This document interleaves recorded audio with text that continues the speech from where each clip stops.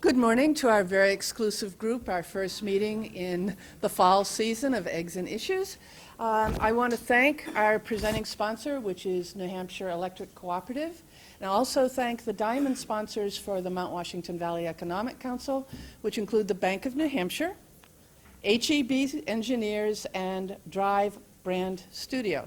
And without further ado, we're going to talk about scams, hacking, stealing, all kinds of wonderful things. Things that aren't very glamorous, and I will warn you, because banking is not very glamorous, but we'll try to make it as glamorous as we possibly can. But my name is Christine Gerard. I'm Vice President in Treasury Management for TD Bank. And Deb? And I'm Debbie Sheridan. I'm District Sales Manager for Northern New England and Upstate New York in Treasury Management. So thank you for having us today. So I'm going to go through our presentation and talk a little bit about fraud, in specific, different types of frauds, and how companies can protect themselves against fraud. And we ask on the next slide, what is fraud? This is kind of our fraudometer, I call it. And we all know what fraud is. It's basically someone who's obtaining something of value through a willful misrepresentation. And then there's various levels of fraud and definitions of that. So prevention versus detection. We really prefer to stay on the prevention line because prevention is designed to keep the fraud from occurring. And as we know, detections is basically kind of after the horse, shut the barn after the horse has left the, shut the door after the horse has left the barn. So we'd like to focus on prevention versus detection. The common myths, as you see the shark in the big cloud, common myths about fraud is, of course, it won't happen to me. Little old New Hampshire, we're a small place on the map, it won't happen to me. Well, it's happening, and it's happening everywhere. We'll talk about that. It's not a big deal. It's a very big deal if you like your operating cash to be safe, because that's really what is at risk here. We have our controls in place. A lot of companies out there really feel that they have their controls in place, and we'll talk a little bit about how you can put controls in place to protect yourself against fraud, and someone else will take the loss. So in the days that the bank completely absorbed any loss due to fraud, legislature has changed a little bit where the banks don't always have to make you whole. Cybercrimes and terminology. We have some different terminologies, and there's our guide coming out of the screen. See, like I said, it's not a very glamorous subject, so try to make it fun. The terminology that you'll often hear that are associated with the cybercrimes are hacking, phishing, vishing, spyware, Trojan horse, and keylogger. We'll talk about each one. Hacking is something to where your computer is compromised without the permission of the owner. What happens is that the virus is basically loaded on your PC without the owner's knowledge. The biggest fraud on the rise today is email fraud, and you'll see a handout that I've passed around from the Secret Service that talks about email fraud. And it's really something that is the hottest subject right now that we're experiencing, or our clients are experiencing, where their email is being compromised, and the fraudster is actually sending an email to their commercial lender, making a request like send a bank check, send a wire type of thing, and it's becoming real and very dangerous. Other ways that hackers can get in is through software downloads, games, screensavers, and a hyperlink. Sometimes you don't even know that when you click on some attachments within an email, there could be a hyperlink. And phishing. Phishing is something that you would go into what you feel is a bit of a trustworthy site, and like social media, Facebook, Twitter, and that type of thing, and there's things that are looking at your computer that basically get personal information through those social medias, and that would be phishing. Another phishing scenario is if you receive an email with an attachment, and that's a way they can tell that the email is a legitimate email. That's another way of phishing. And vishing is very similar to phishing, but it's done through the telephone, basically, is they try to obtain information to say that your security has been compromised and we need to verify things through the phone. And, you know, a bank would never do that. They would basically verify you through a series of questions to identify you. Another one is spyware, and spyware is definitely hidden from the user. And this is where spyware will often collect information through time, and it will sit dormant, and it can come out at any time. And really what it does is it collects personal information. And a best way to really protect against spyware is to constantly, within your companies, have your users run their anti-fraud software. And we, TD Bank, does offer Trusteer, which is a software that you can download for free, and it will protect your PCs. So the other one is a Trojan horse, appropriately named. Basically, it's a virus that's hidden within your PC, unbeknownst to you, and it can basically stay there, again, undetected for quite a while and gather information. And it will often give you some issues relative to your operations day-to-day with that PC, and that's a little bit of an indicator that there's something on there. And again, run your antivirus as much as possible. Try to detect these types of hackers. Keylogger is really kind of the most common fraud that's happening to our PCs. And how a keylogger ends up on a PC is, again, through an email and a link. For instance, you'll click on something and it says, click on the attachment, and it basically it shakes your screen and you don't go anywhere. You don't think anything of it, and you just get out of that email, get out of that attachment, and move on. But what's happened from that point on is whenever you go anywhere on that PC, it's doing a keylogger. It's basically recording all the keystrokes that you're making on that computer. So when you go into your banking website to check your banking, it's going to get your username and password. So it basically remembers it. And it can lay dormant for many months until you go into, you know, what it's been prompted to look for. And different types of fraud. The most common is check fraud, which, yep, it's still around, basically. ACH fraud and wire fraud.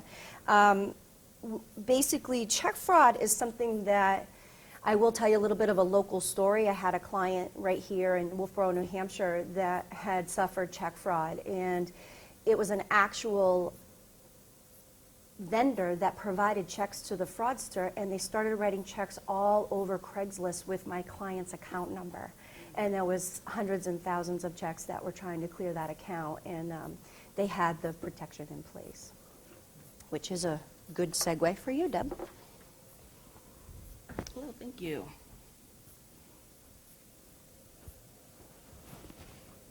So we'll discuss a little bit about check fraud.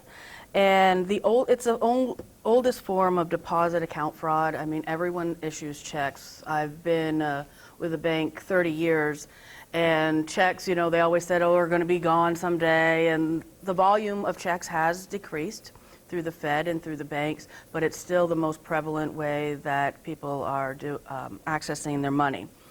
Counterfeit checks, altered checks, forged signatures, pre-authorized drafts, and organized crime. So some of what we're seeing is, you know, the Russian mob. They're very big. This is a real big moneymaker, doing this fraud. It's a full-time job for these people, and they make a lot of money doing it. So they have multiple ways to do it. They have a lot of what we call mules out there. They could be innocent participants. They don't know. They've been scammed to say, well, we're going to hire you to do this and go to the bank and get this money and send it on to us, and we'll pay you, you know, a portion of that. So for everyone, especially we've seen in the hard times that some areas of the country have had, this has been really prevalent, and we're still seeing this is one of the most active ways that we're seeing fraud. If you issue anything to Canada, checks to Canada, that is another way. We always recommend make sure it doesn't look like a check that's going to Canada. Make sure if you have to send a large amount to Canada that you're wire transferring the money. Reason being is they have some issues with their mail companies, and the mail there in Canada has some fraud going on. So we just recommend if you're going to do anything through Canada, either wire transfer the money or make sure it does not look like a check. Check fraud prevention sounds basic, but internal controls. We've been out to customers and, unfortunately their desk looks like my desk actually, but there's checks and there's items all over the desk and things like that. Make sure that you're locking your checks up. Make sure if you get your checks back still, that you're either shredding those, putting them in secure locations. Also make sure that you have dual control for all of your check activities. Don't have one person be the control of everything. Make sure whoever's issuing the checks issues them. Whoever, when we get the bank statements, someone else is doing the recon of those accounts. That's where you can prevent yourselves. Doesn't mean that you can't trust your employees. It means though, and we've seen in some of these hard times where people that you never thought would, do anything, but they've got bills, medical bills, whatever it might be, has really caused them to make some bad choices. So make sure you have some good dual control. You're monitoring your accounts. Positive pay helps with check fraud. And what positive pay is any check that you're going to issue, you send the bank a file. You send them the check number, you send them who it's payable to, and the dollar amount. So that means that every time a check comes in, whether someone's trying to cash it at a teller, or it's coming in through the Fed, we will have what you've issued, and we will compare that file every single day. And when we do that, if there's an exception that a check you didn't tell us was going to clear, or a check the dollar amount is different, we're going to notify you. And any bank can do this. And depending if you're dealing with TD Bank or not, most banks have this service available. It's not that expensive. It really can help protect you. So we're going to match those checks up. And if there's something, like I said, an exception, we will notify you, and you can decide, yes, we forgot to send you that check, pay it please, or no, we didn't issue that check, please return that, and then your account has been compromised. But these services really help. What we are seeing, if you've been offered positive pay, your banks have talked to you about this, as Christine said, banks are not so liberal to pay everything that if you had fraud any longer. So if they've offered you positive pay, you, for whatever reason, decline taking that service, insurance companies are going to look at that when you go to them and say, I had a loss on my account. Insurance companies are going to look and say, well, your bank offered you this, you didn't take the service. So just really be cautious around that. I think banks are willing to really make sure the fee doesn't deter you from getting the service, because it really protects everyone. Payee positive pay. This is the best scenario to use. And that means you tell us who the check is payable to. Because what happens is fraudsters are getting really good. They spend a lot of time and money researching. So they might take one of your checks or steal one of your checks, get it in the mail from someone. You might have a vendor you issue checks to, and they have someone, unfortunately, that's doing fraud on that side. So they know customers have positive pay. What they do is they just, erase that name, and they put their own name in there. So the check number, the dollar amount are still the same, but it's made payable to someone else. The standard positive pay would not catch that, because we're matching the dollar amount and the check number. But if you have the payee positive pay, it's the best way to make sure you're protected. And that takes a little bit more work on your side and with your IT people, but again, it's the most secure, and then people cannot compromise your accounts when you're issuing checks. ACH fraud prevention, internal controls. Make sure you have written procedures. I know this sounds really basic, but internal written procedures, required dual control. Most banks are requiring that if you're creating any type of ACH. An ACH is just an electronic transfer that, like a direct deposit, any of that. So if you're doing ACH, make sure you're doing dual control. Doesn't matter the amount. We require that at TD, but some banks, if they're not requiring that, make sure you put your own internal controls in there. That if you want to do an ACH, you have to have dual control. And all that means is someone creates the file that you want to send to the bank, and another person comes in and verifies that file for you. I know on some smaller offices it feels like, wow, that's tough to do, but it really will protect you. And make sure you're looking at your accounts, daily. If you don't have these fraud deterrent, make sure you're really looking at your accounts daily, because it can be one day. On an ACH fraud, if someone debits your account ACH, the bank is required, all banks are required, if we receive an ACH to debit your account, we're required to have that transaction go through. So even, if it's fraud, whatever, we have to, regarding the law, we have to post that transaction. Does anyone know how quickly you have to, if you realize it's a fraudulent transaction, how soon you have to notify the bank to return that item?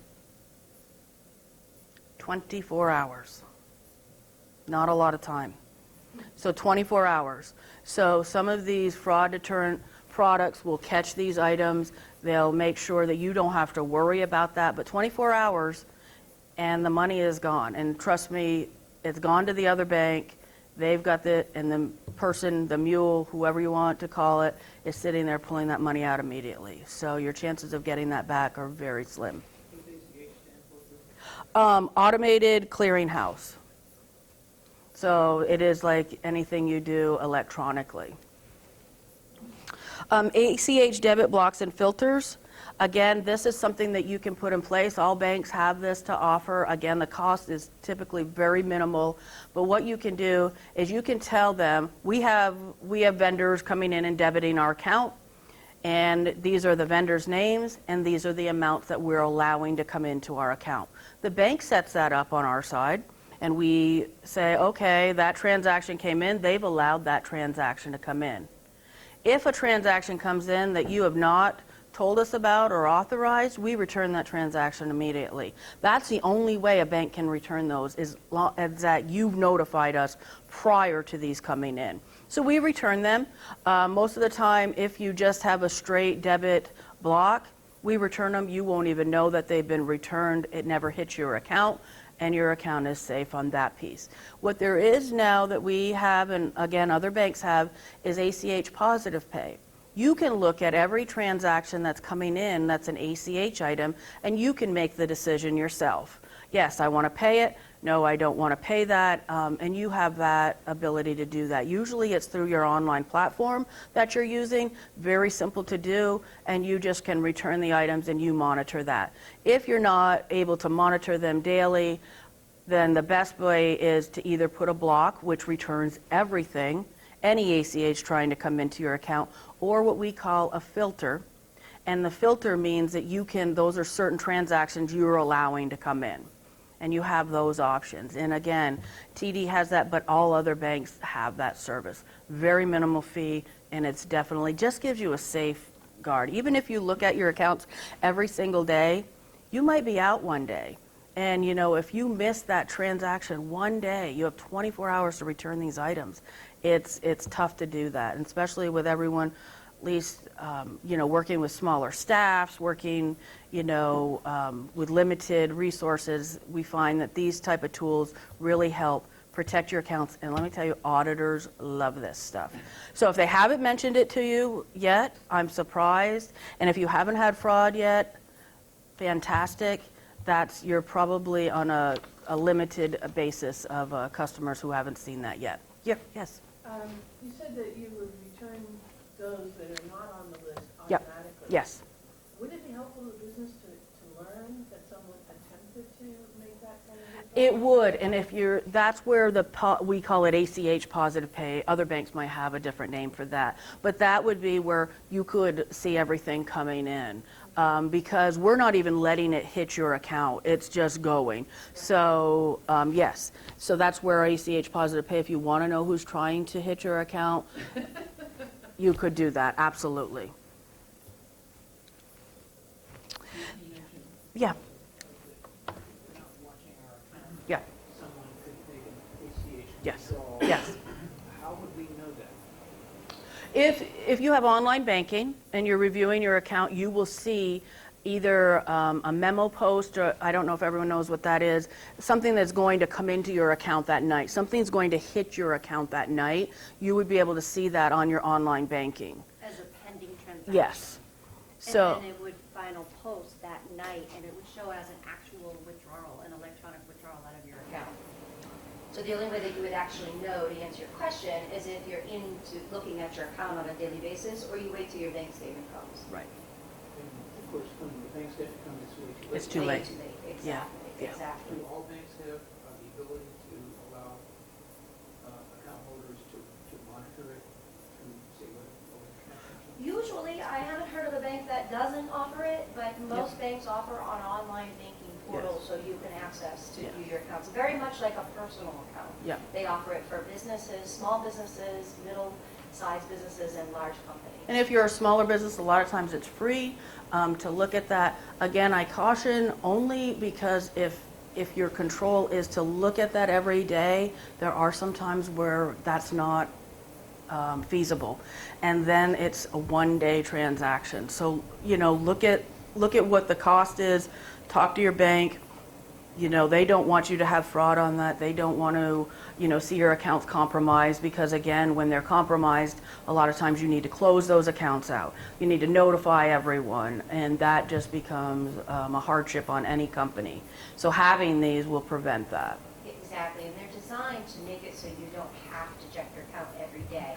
And if there is a fraudulent transaction, you're going to be notified via email to say, take a look at this item, and it's a front-end prevention. Yep. So you don't have to look at it every day, and you don't have to wait for your bank statement to arrive to determine that it's been fraud. And a lot of times the amounts are not big, right? So they want to hit you first with a little transaction that, oh, do they have fraud detection on their system? If they get through with a $1 transaction, no, they don't, because it didn't get returned. So then they know, and then they can start hitting. And right, and it might not be $100,000. It could be $10,000. For any company, that could hurt anyone. So, or $5,000. Doesn't matter what the amount is, but they try increments, and then they'll continue to hit your accounts until it's detected. And I'm sorry, you had a question. This isn't specifically about a bank transaction. Yeah. But just generally, I'm wondering if you had any information on, my niece recently sent money by Western Union for a deposit on an apartment, on a house. Yep. And it was a scam. I mean, like, she sent $1,600 and then she didn't get the keys, but was there anything she could have done?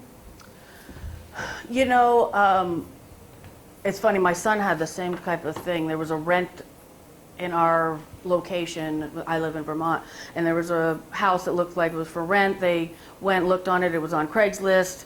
When he didn't give a deposit, but found out it was a scam because the owners. I don't know if checking with the town to try to understand who the actual owners are of the house, if you can get any information from that. But anything over the internet, Craigslist, whatever that might be, I think that's kind of dangerous to do. Well, I mean, in her case, she went and someone showed her the house. Yeah, my son, they did the same. It was scary. They didn't go in. They told them where the house was. They went and looked. They loved it. For him, the price was too good to be true. That was a red flag, right? For the rent, $1,600 doesn't sound too good to be true, but I don't truthfully know. I would, that's scary that someone actually went and showed and brought him into the apartment Yeah, it was just a small house. or the house. I saw it, and it was like a realtor. Or the person, must have been the person who pretended to be a realtor. I I don't know, but anyway. But had she somehow had access. access to the Yeah. house. But the money part, you think is just, she had nothing, there's nothing she could have done once it's actually. Once it's gone that way, unfortunately, I always recommend report these to the authorities. If there's certain dollar amounts, unfortunately, authorities don't do much with that. But at least it's on record, at least it might prevent someone else from having any loss. But unfortunately, that when you do Western Union, wires, anything, it's immediate and they've taken the money. But that's a pretty sophisticated scam. Really, if you've got keys to a house, you're showing it, you're pretending you're a realtor. I mean, they went to a lot of trouble. But I would make sure she reports that to the authorities. That's tough. I don't know if the town could help, prior to something like Plus, that. if it's cash, there's just no way to, one, track it, and two, stop it. So if it was any kind of a check or a bank check, she'd have the opportunity to place a stop payment on that payment. But once it's cash and it's in their hands, there's just no getting it back. And they're running to the bank with it. Unfortunately, So that's too bad. Can I? Sure. I want to make sure I understand. Yeah. What you have just been talking about. Okay. In order for someone to make a wire transfer from any bank account requires only that they have the number corresponding to the bank and the number corresponding to our checking account. With those two things, they can withdraw money from our account without our permission. Regarding an ACH, so an automated clearinghouse transaction, ACH, so they can do that. But this is where the law comes in, that any bank that's provided this service to a customer should have been doing their due diligence, right? So anyone that I sign up for ACH, I have to go through all of this due diligence. Alan has to approve limits, as a lender, to give them credit to be able to do these type of transactions. So the fraudsters are doing this, they're going to a bank, they're getting whatever type of due diligence is happening, and they're able to have the system to debit your account. It's not that they just create an ACH transfer at their home, they actually need to use a financial institution. And unfortunately, those financial institutions were giving a user who was doing fraud with the system. But how about permission from the account holder? We are required, this is where the law comes in. We are required anytime that someone wants to debit or credit your account using ACH, we are required to do that transaction. So if it was $50,000 and someone sent it to us, we are required to debit your account. That's why. Whether they have authorization or not, Yeah. unfortunately. If you're going to, That makes no sense. it doesn't. I understand that because it's doing fraud. So if you were to use ACH yourself, use the system yourself, to debit or credit your vendors, you would have to get authorization from them. So ABC company that you want to debit for a bill, you have to have authorization, written authorization from them, that their permission that they're allowing you to debit their account, or even to credit your account. You don't have to have permission for that, for credits, but we recommend you do. So you have to get permission. These fraudsters are doing it obviously fraudulently, so that doesn't come into play for They're them. not playing by the rules, basically, because That rule doesn't make any sense, does it? Giving me permission to debit your account doesn't guarantee that someone else can't debit your account without my permission. you're absolutely right, and So that's why we have what is these. the sense of that? That is what we call it. It's the NACHA rules, which govern all of the ACH. And so those are the ones that financial institutions have to follow. I agree with, what you're saying. And that's the misconception when people will say, the bank, I didn't authorize this, why did you pay it? We have to pay it unless you give us that you don't want anyone to debit, or these are the only people that can debit. Once you tell us that, we then can do what you're asking. Do not let anyone debit your account. Only let, say, ADP come in and debit my account for payroll. That's where it comes in play. What's the process of reporting that? So like say I know I only have 3 people withdrawing, 3 Yep. companies Yep. withdrawing. What's my process to report that to you? You want to go through your financial institution, you want to let them know as soon as possible, and what they'll do is they'll make you sign an affidavit. You'll have to go into the bank, sign an affidavit, this transaction was not authorized, please return it, and that's what they will do. As long as it's in the time frame. I think that has more protection, well, a little more Yep. protection than even yourself giving approval from the computer. Because if these people are so smart, they'll figure what your keystrokes are and they can become you in your decision making. So that, I think that if you have that set up, at least that's an added protection, but I never heard that until today. Yeah. So I'm glad And I that think that there's dual information. control. We always make sure on wires or ACH, you have dual control. We don't allow our customers to not have it.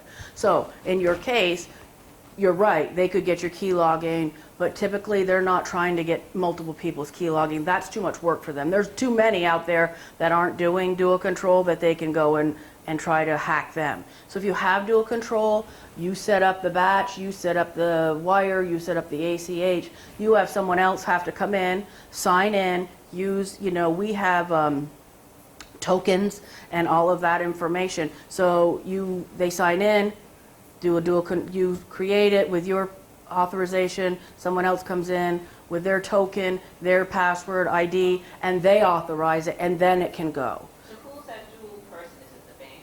No, it would be an employee. Two within the Oh, company. Yeah, and someone in your As an company. individual, you say Yes, that this is more for small business. Okay. yeah. All right. And so I do know on certain small businesses, you might only have one in the office, but we do require dual control. It's the best way to protect your accounts. That's good to know for business. Yeah. Thank you. Yes, Couldn't, I'm trying to follow this. Sure. Well, things to do with it. There's a vendor out there that I sign an authorization form to do an automatic debit to ACH on my account Yep. every month. Mhm. Okay? So I'm authorizing a specific vendor. Mhm. What you're saying is that vendor has been hacked to allow someone to debit my account. It could be the vendor could be hacked. Typically, How else would they get that file? It has to be hacked through that vendor. the vendor could be hacked, but the bank, unfortunately, if they didn't do their due diligence, they signed someone up and gave them the tools to do ACH, which is a fraudulent company. No, I understand Okay, that. okay. But the person who's authorizing that ACH transaction Yes. is signing an authorization form from that vendor in order for that to happen. So if a company says, if the company is fraudulent, then the shame on you for signing an authorization form to that company. Yep. The only other way that can happen is if the vendor has someone within its company that's creating the ACH. And that could happen, sure. So it's not like someone can just, there's got to be some retroaction to the vendor who's responsible and who's the authorized. No, but I think what she said was that the authorization goes from you to the vendor to allow them to do that. Right. But the bank isn't even involved in that. No. Right. Anybody can make an ACH. No, they withdrawal. can't, because the person who's debiting your account has to go through an ACH format. Yeah. It has to be a legitimate thing that the bank has recognized. Yes. How do you know it's legitimate? See, this is where, Jack, to your point, if you have a company that has an employee who's doing fraudulent transactions and they decide that they are going to debit ABC company fraudulently, that company is, having libel, doing fraud transactions on your account. So that can happen. They could go in and they could debit your account because the bank has given them the tool to use ACH service. That's what I'm asking. What does the bank do to authorize someone So, to do an ACH? What we do, I can speak to what we do. We have a lengthy process to go through to authorize a customer. Number one, we have to do a site visit. Number two, we have to do what we call a CDD, which is a customer due diligence. There's a lot of questions that we ask. We get financial information. We pull different reports on these customers. We take their firstborn. Yes, Basically, we do. We go through an extensive enhanced due diligence. Yes. We make sure that they are, filed with the Secretary of State. We just make sure that they're a legitimate Yep. company. We do background checks on all the Yes. owners of the company. And that's where some banks don't do that due diligence, and they give them the tools to originate an ACH, and it is a fraudulent company. Yep.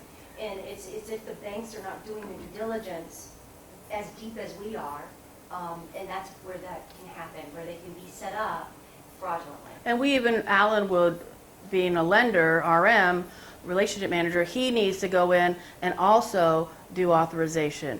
Is this the company? And he takes financials, he looks at all of that and says, yes, this is a company. It is not a quick, easy thing to set someone up for ACH, at least at TD Bank. We're very risk conscious, and we just really make sure that if we're going to give ACH, it's going to be to a legitimate company. Yes. Can ACH be done on both savings and checking? Yes, yes. It doesn't matter. No, only those type of accounts, checking or savings. You couldn't do it to a loan, you couldn't do it to a CD or those. It has to be a checking or a savings. But if Dan's vendor hires somebody who wants to rip him off that has been approved, then there isn't any protection against that. Well, and that's where the company, we talked about segregation of duties within companies. Yeah. It's where you want to have a segregation of duties and also policies and procedures in place, like that handbook, the manual when we all get our jobs, to say, this is what you should be doing relative to the online banking platform. And the online banking platform is managed by a system administrator within the company. So the system administrator holds the keys to the kingdom. So if you have a new employee and you give them a probation period and say, okay, you can only view the accounts. You don't have the ability to originate an ACH or a wire. So there's controls that you can put in place within the company itself. Yeah. So And I that- think if you're going to let someone debit your account via ACH, you can ask them what their process is. What are their procedures? I mean, you have the, dual control in right. place. How are you doing? Absolutely, Yeah. nothing wrong with that. Yep. Because the bank, we can require to see what whoever's debiting or crediting your account, we can ask to see, their process and their procedures. So I think it's always a good idea when you're letting someone touch your banking account electronically that you understand they're, a strong company, they have great processes and procedures and dual control. Again, it's not just the companies we have given permission to deduct. That is from correct. account. They're able to do it. Yes, Anybody who has had ACH authorization. absolutely. Anybody. Absolutely. From- Yes, they can. account. That's the scary part, right? That's the scary part. No, it is, and that's why I encourage you, if you're not using these tools, please do. If you haven't, the fraud prevention, if you haven't had fraud, good for you. I've been in this for 30 years, and it's crazy. Every time a bank, financial institution, companies put in, a great process to help prevent that fraud that they're attempting, they find the next thing. And we'll talk about the next thing that we're seeing right now. So the wire transactions, again, this is immediate. So if you're sending out wire transactions, make sure, they're accurate. Use dual control. If your bank's not requiring you to do control, have your own internal process be dual control, so they're wiring that out. Because once that goes to the bank, it's immediate, and whoever on that other side gets that money, immediate credit. Make sure you have written procedures. Again, predetermine your authorization levels on your employees.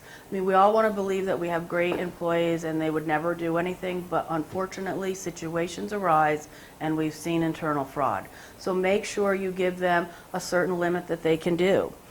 Segregation of duty. Again, make sure someone creates it and then someone approves the wires. Dedicated workstation. We always recommend this. I know it's expensive for customers, but if you can, have a laptop, a computer that is only used for banking.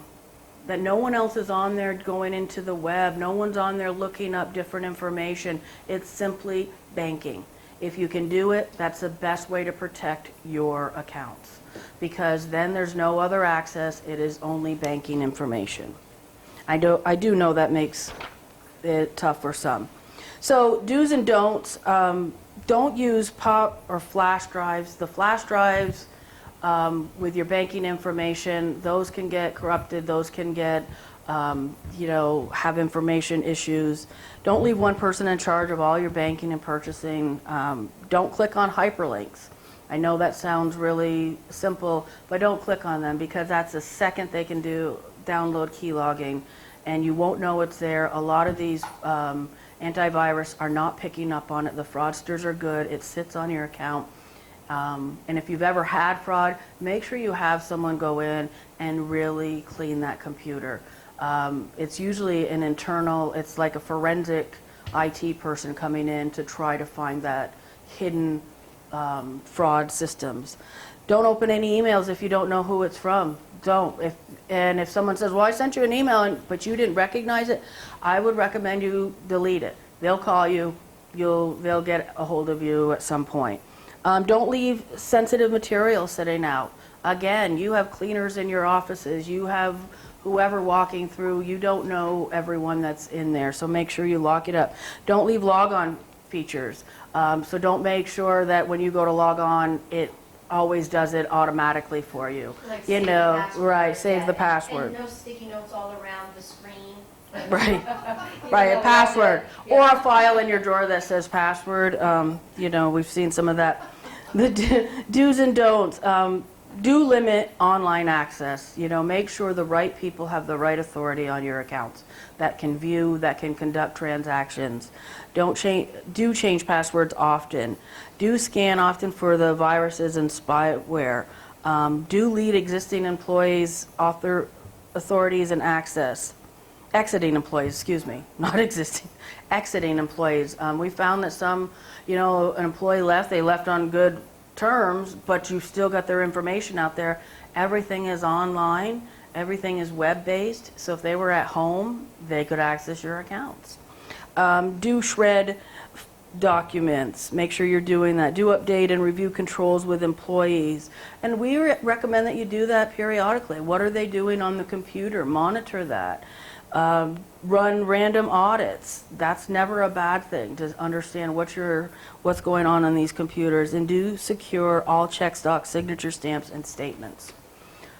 One item we wanted to talk to you about is what we're really seeing now, and we've given you a handout on this, and it goes along exactly with the fraud. But I've seen my own customers, unfortunately, been hit.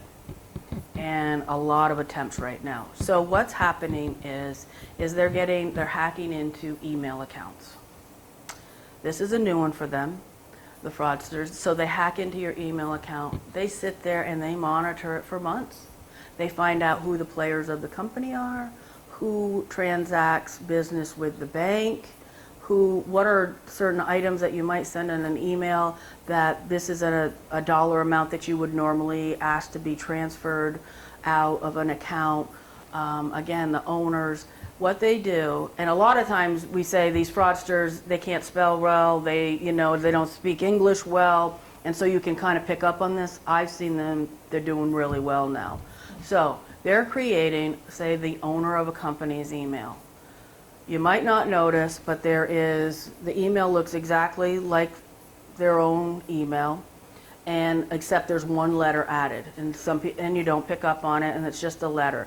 And we had one that was an owner requesting to do a wire transfer for $50,000 to this person, and they sent it over to the controller, and the controller looked at it. It was not out of what this owner normally would request. It wasn't he always had different people he was sending these items to. They did the wire, they had someone in, they have dual control, they had someone come in, okay it, and the wire went for $50,000. The $50,000 is gone. We couldn't get it back. Obviously, it was gone the minute it happened. And this is a good, solid company. This is a company that has a lot of things in place to help prevent that, and dual control and all of that. And these fraudsters were so good that What would have stopped it? Pick up the phone. You know, go into the office, and ask, did you authorize this wire? What also we're seeing in the same scenario is they're saying a wire that you normally would send, they can see it through your email traffic, a normal wire you send, and they say, oh, we've changed vendors and we've changed banks. Can you send it over to Bank of America now with this account number and this person? Doesn't seem out of the ordinary. It's a wire you normally do, and they've just changed banks, and everyone changes banks periodically. So that wasn't out of the ordinary. They get taken. And unfortunately, we're seeing that, as I mentioned earlier, insurance companies, you know, you go to your insurance company, say, I got hit for fraud, and they're saying, did your bank offer you these type of services? Have they talked with you about that? Yes, and why didn't you take it? Well, it was going to our IT resources, or it was going to, you know, cost us, and we didn't put it in place. And the insurance companies are not always paying anymore. Or they might pay the first time and they're not paying multiple times. So really protect your accounts, talk to your bank. It's out there. If you haven't, again, I know I'm repeating myself, if you haven't been hit with fraud, you're lucky, but that luck could run out very soon. And so just protect your accounts. Doesn't cost a lot, not a lot of extra work for you, but you can really save yourself some heartache. Yes? If you had an automated payment that you use the debit card for versus directly to your account, is there a benefit? Like, you have more time to react to a fraud? If you're using a credit card, Like, yeah, say you pay a if you pay with a credit card, you do have more time on that goes with the Visa rules. So Visa is going to give you more time to dispute that transaction.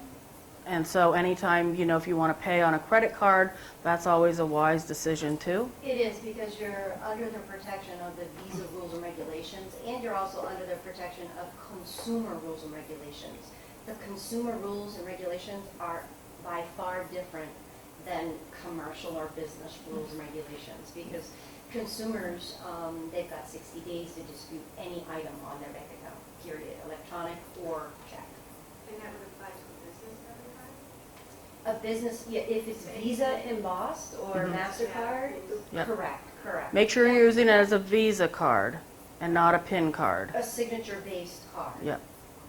So, Transaction. right. Yep. And if you have a Visa card, you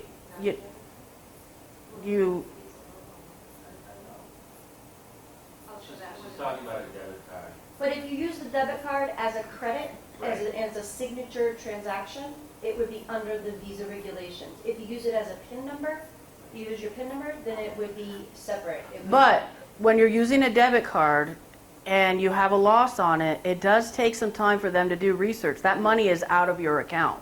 So that's the challenge there. They're going to do the research, but sometimes they're not always going to give you credit immediately for that transaction. So you're going to be out the money for some time. Typically, they will, within a couple weeks, get you back the money because of the Visa regulations. But I would make sure, you know, if you have a credit card that you can pay off monthly or whatever, if your bank offers a credit card, I know we do. There's corporate cards, there's what we call commercial cards.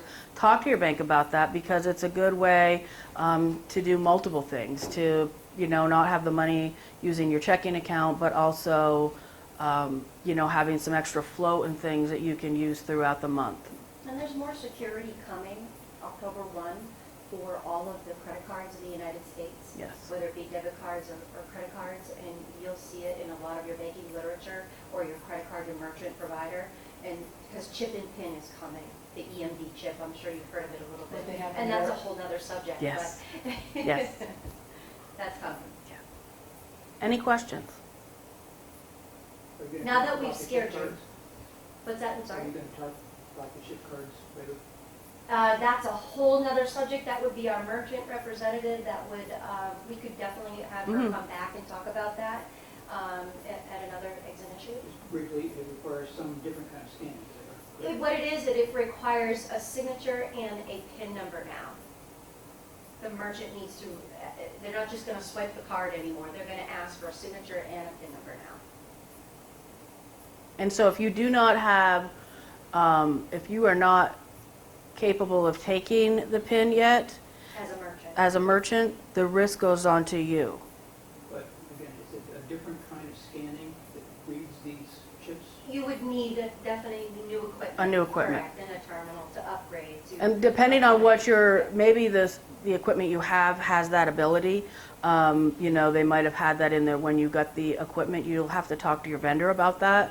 But by October 1st, what happens is Visa, MasterCard is shifting the liability if you don't have the PIN. So if you're not PIN capable by October 1st, other than I think they're giving gas stations, the pump a little bit extra, yeah. The liability shifts to you, to the merchant, where it was always on Visa. So it's going to shift to you if you're not capable to take a PIN. So we've got 20 days left in this Yeah. month before we have to get new equipment for something we don't even know what it is. Yes. Is that what I'm saying? Yeah, I would assume that your merchant provider should have reached out to you. Has by been talking now. to you about I it. mean, I know that TD Merchant Services is actively been selling the, chip and pin ready equipment to the merchants, but they're also reaching out to the existing clients to replace the equipment to be ready for October 1st. Reach out to your payment provider. Maybe the equipment you have is PIN ready, but they're going to need to explain to you it's fairly how to limited. use it. When did you receive your equipment, do you think? If you had it for years? Yeah. They should be reaching out, Yeah. absolutely. But when are Regular the- card reader is all it is. Yeah. When are the individual card holders going to be getting their chips? That's going to happen periodically with the vendors, yeah. Yeah, I know. So I've not got- everyone would come into his business with chips yet. Correct, That's a transitional process too. yeah. If your customers tend to be retarded, slow at innovation, they may not have chips for a long time.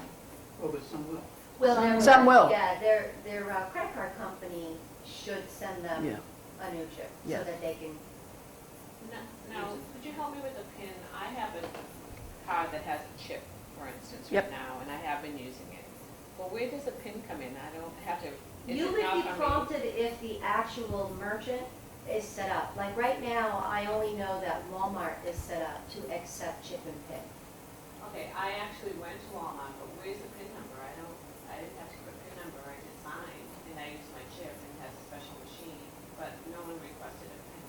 So is that PIN something that I only know?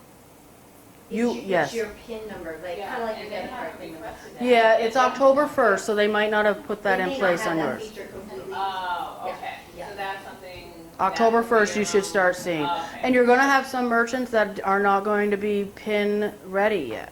Okay. And so they're not going to ask you that. So interesting, so at some point, Yeah. the company that I have that Yes. charge with will Yep. be getting in touch with me too. Yes. Okay, I would imagine.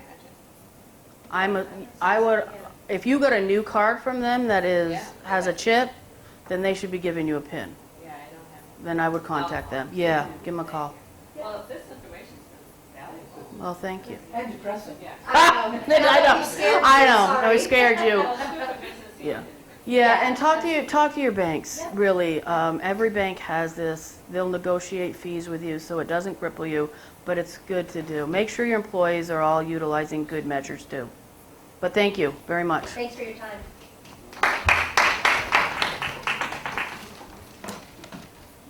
Dan, you do a lot of research activity? I want to thank both of you very much. Because we only anticipated the one, we have one gift. You can share it. Okay, our October Eggs and Issues will be a political panel, members of the county delegation. I have one confirmation so far from Ed Butler. I have a couple others pending, and we're going to ask them to talk both about the county budget and the state budget, which should be a delightful conversation. So, thank you.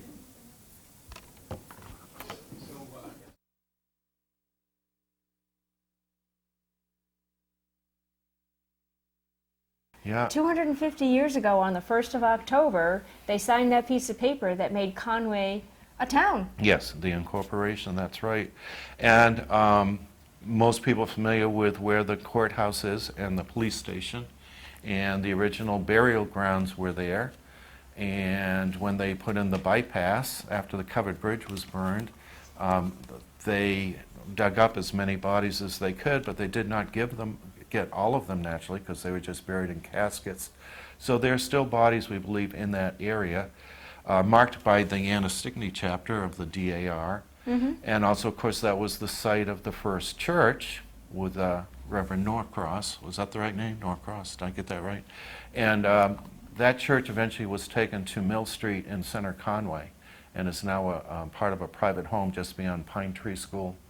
So anyway, we have a double rock there, boulders now, to dedicate, and we're hopefully going to get some big-time politicians. I mean, with 87 Republicans running now and maybe 5 or 6 Democrats, I'm sure they'll all want to be there, That's along right. with Governor Maggie, and Ray Burton won't be there, but maybe Joe Kenny, huh? Yeah. Yeah. I spoke with him the other day, and Who, Ray Burton? No, Joe Kenny. with Joe, yeah. Yeah. Yep. So anyway, it should be something. I think we're going to have schools there and bands and even food? Even food. Even food, so that will draw a Yeah. crowd. Yeah, we were Tents and- talking about mince pie, Ugh. All right. but we've decided to make it a little bit more contemporary fare Oh, than the good. original. Okay. Yeah. I mean, there's mince pie and there's mince pie, but not in my top 500, you know. It's made with bear meat, you know. Oh, yeah, bear meat, Yeah. yeah, yeah.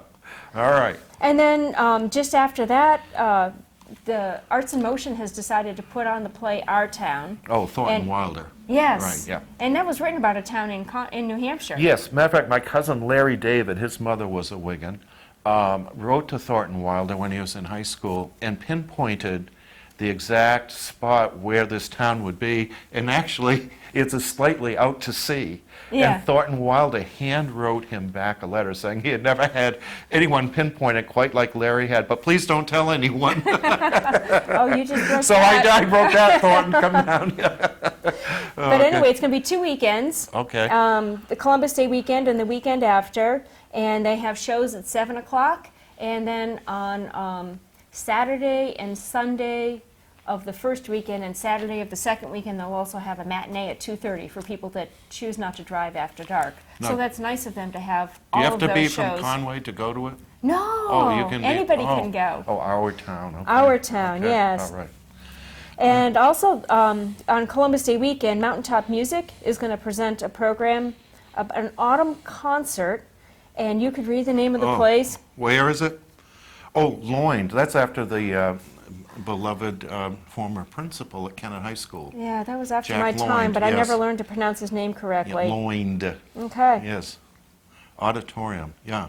That's a huge place for those of you who haven't been there. Probably the biggest room we have in this area. So I guess there'll be plenty of seats for you. Mm-hmm. What's there again? It's Mountaintop Music is going to put on an Mountaintop autumn Music. concert. Oh, well, there you And go. so that's tapping into a lot of the talent of the people who live here, Mm-hmm. the younger people, the older people. They have programs of Mountaintop Music for very young children to people All ages. all the way up to the other end. And they Is even that have the- lessons for people, adults, Oh, they do? the I did adult not learner. know that. Are they the group that got the Majestic Theater recently? Yes. Okay. Yep, yeah. so they're The hoping Baltic Block. to make Conway a viable place again. So that's a really nice gift to That's give back great. to the town. That's fantastic. And they also were the group that put together the string band for the Winter Carnival Oh, yeah. dance. So they've been helping us before. They have, Mhm. yep. Very good. Yep. Now, is that about it, Miss That Jill? is pretty much it, yeah. All I mean, right. there's some things like the Christmas tree display yeah, and all of sure, that, but, sure. you know, now through the Columbus Day weekend, I think that's good. So we can't stay home yet. No, we still no, gotta we work. still have to keep out This and keep woman visiting. has been a godsend. It's been fun working with her, and we haven't had any Likewise. arguments, right? Yeah. Yeah. I think Kurt thinks sometimes that we're too close, don't you? But you know, Brian, all those articles you've been putting in the paper too, has Oh, they've really been brought wonderful, haven't they? it's really brought to light for people what's going on. So And- look yeah. in the paper on Thursdays for Brian's articles Yeah. about different types of history. And we should thank the Conway Daily Sun, especially Tom Eastman, for helping with that and getting the word out. He's an institution in himself. Yes. And we appreciate the TV station. Oh, what Channel is your 3 name? as You're well the for- TV station, yes. For doing this for Yeah. us. He's such a handsome man over there, isn't he? We hope to see you at some of these upcoming events, or all of them. Yeah. I have learned so much about town, Yeah. and I've seen places I haven't been to because of the Tin Mountain events, and it's really exciting. And I hope you take advantage of some of these events for Conway's 250th. Thank you very much.